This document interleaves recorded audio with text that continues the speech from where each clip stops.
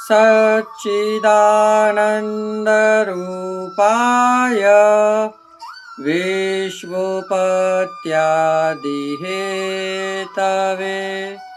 तापत्रयविनाशाय श्रीकृष्णाय वयं नमः।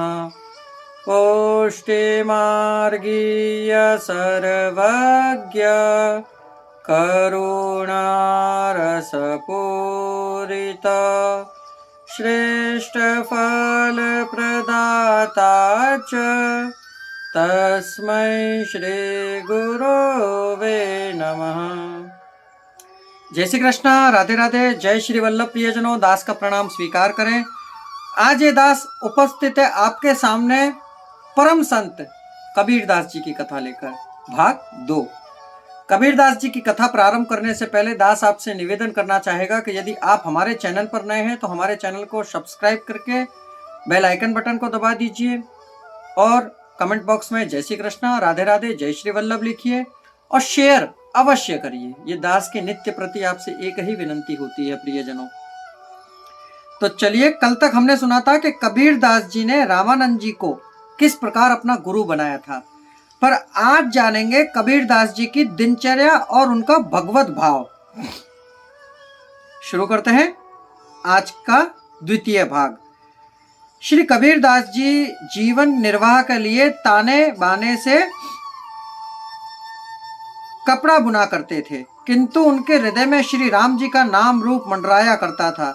वह कपड़ा उतना ही बुनते थे जितने से परिवार का खर्च चल जाए।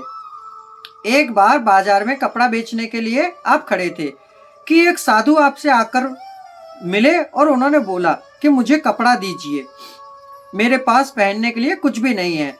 तब आपने उसे आधा थान फाड़कर दिया, परंतु उसने कहा कि इस आधे थान से मेरा क्या होगा, मेरा काम तो इतने से नहीं चलेगा, मुझे पूरा थान चाहिए।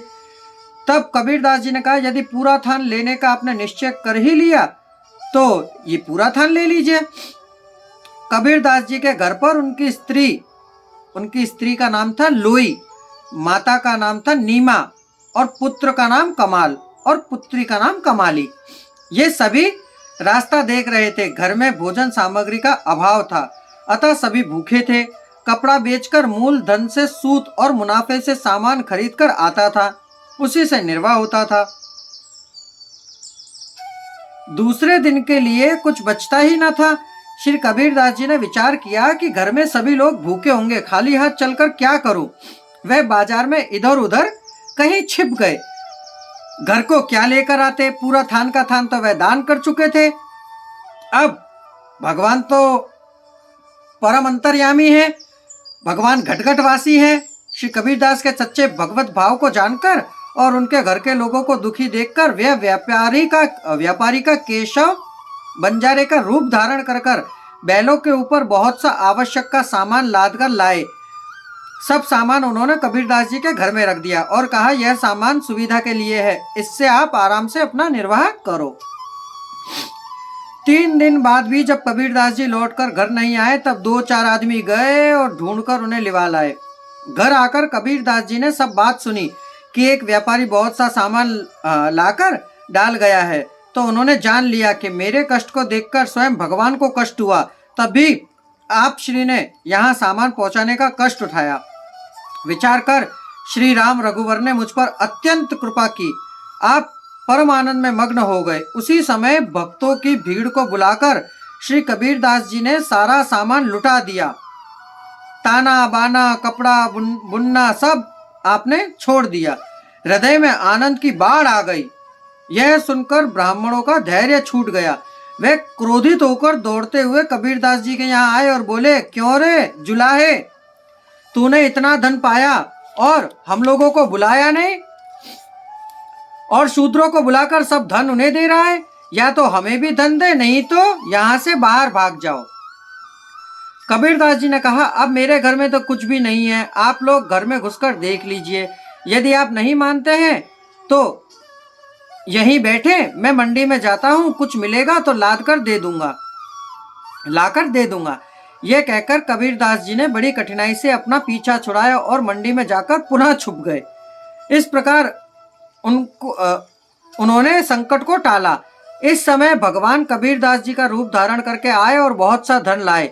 उन्होंने आदर पूर्वक ब्राह्मणों को धन देकर उनका समाधान किया। वे लोग धन लेकर बड़े सुखी हुए।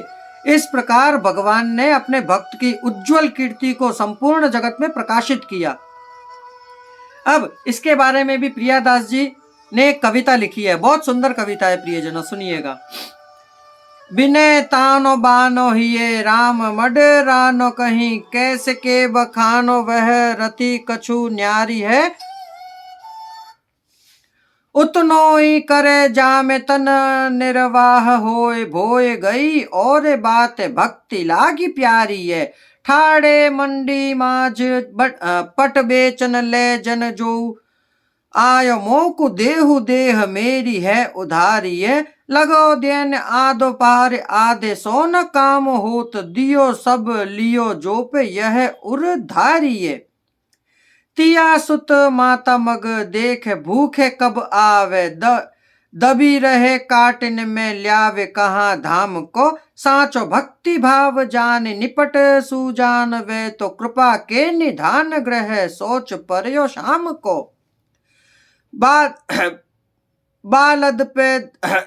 बालद पे धाय दीन तीन यो बिताए, जब आय घर डारी दई दई हो आराम को। माता करे सोर को हाकिम मोरी, बांध डारो बिन जाने सुत ले नहीं दाम को। गए जन दो या चार ढूंढ के लिवाए ल्याए, आए घर सुनी बात जान प्रभु पीर को। रहे सुख पाए कृपा करी, रघुराई दई छीन में लुटाए, सब बोली भक्ति वीर को। दियो छोड़ी तानो बानो सुख सर सानो, हिये किए रोष धाये सुने विप्रत जी धीर को। क्यों रे तू जुलाहे धन पाए ना बुलाए, हमें शूद्रन को दियो जावो कहे यो कबीर को। क्यों जू उठी जाऊं कछु चोरी धन ल्याऊं, निज हर गुण गाऊं को राम में न मारी है। उनको ले मान कियो याही में अमान, भयो दयो जो पे जाए हमें तो ही तो जियारी है। घर में तो ना ही मंडी जाहि तुम रहो बैठे, नीठ के छुटाए पेड़ छिपे व्याधि टारी है। आए प्रभु आप द्रव्य ल्याए, समाधान कियो लियो सुख होए, भक्त कीरति उजारी है। कितनी सुंदर कविता है प्रियजनों कबीरदास जी की। प्रियादास जी कविताओं में बड़े निपुण हैं, बड़े सुंदर सुंदर कविताएं लिखते हैं। मुझे इनकी कविता बड़ी आनंद देती है, अंतर आत्मा में मेरा आनंद उठ जाता है कविताओं को पढ़कर। अब आपको कैसा लगता है ये आप हमें कमेंट बॉक्स में बताएं। अब दास को आज्ञा दीजिए, कल पुनः मुलाकात होगी भाग 3 के साथ, जिसमें बताएंगे कबीरदास जी के जीवन के कुछ चमत्कार। तो आगे कथा देखने के लिए हमारे चैनल को सब्सक्राइब करके शेयर अवश्य करिए। अब दास को आज्ञा दीजिए, कल पुनः मुलाकात होगी। जय श्री कृष्ण, राधे राधे, जय श्री वल्लभ अस्तु।